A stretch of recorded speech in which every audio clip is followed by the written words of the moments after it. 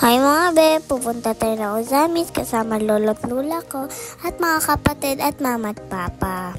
Yan mga be, let's go! Yan mga be, aangat na ako.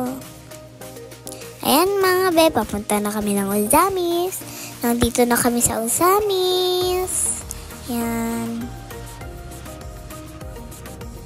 Yan mga be, nagbumili kami ng bracelet dahil nagkasakit kami ng kapatid ko for 2 weeks. So, yan, tinuloy na namin yung simba. Yan. May candle akong hawak ko dyan, oh. Yan guys, iyan na namin ng candle. Yung kapatid ko, pinapray ko. Yan guys, babasa na kami. Ako yung parang naka-pink dyan, oh. Yan, parang pink.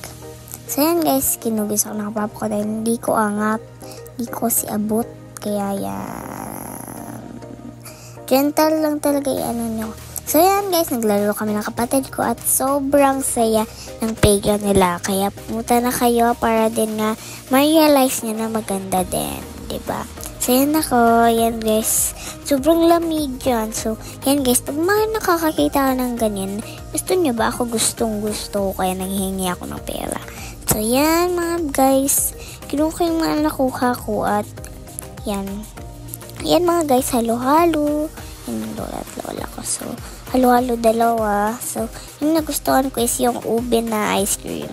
So, that's why kinain ko. O, diba? Sino ka dyan? Diba? Nagalit pa. So, yan. So, Coke float ata yung hawak namin dahil may Coke siya. So, Coke float. So, yan is Asenyo Ozamis.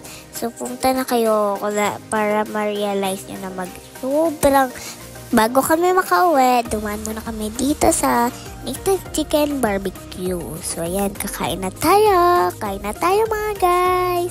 So, kakain na tayo ng dinner. Bye!